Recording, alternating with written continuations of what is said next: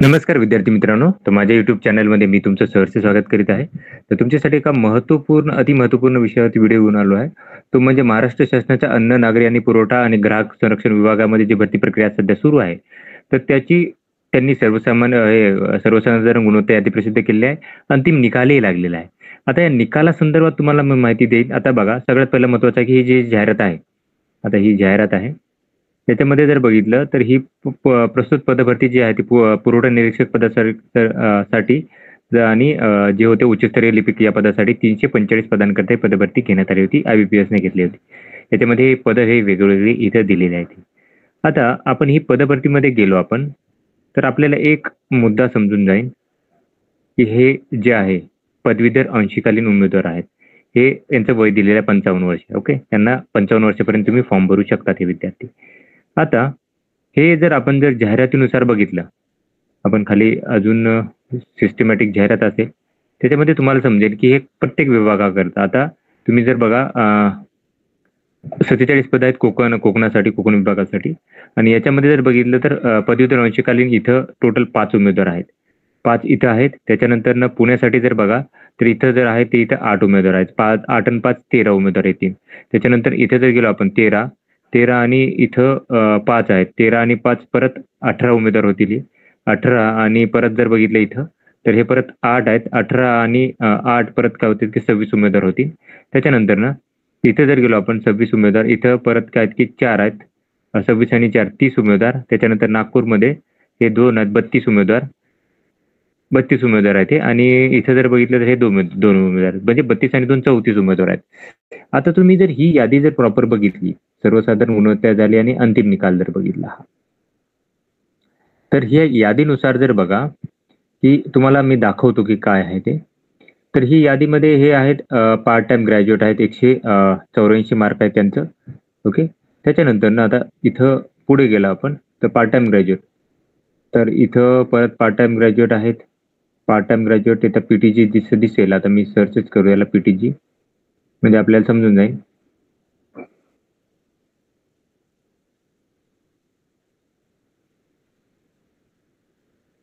Okay,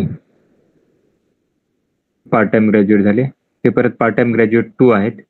त्याच्यानंतर ना हे 3 आहेत, 4 आहेत, 5 आहेत, 6 आहेत.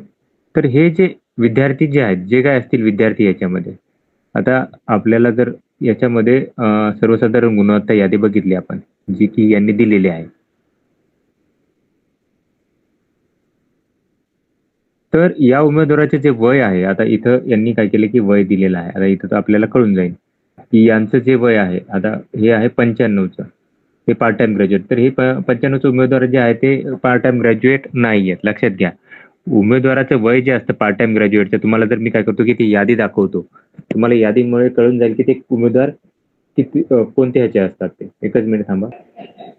तर इथं जर बघितलं तर हा पार्ट टाइम ग्रॅज्युएटच्या उमेदवारांची यादी आहे.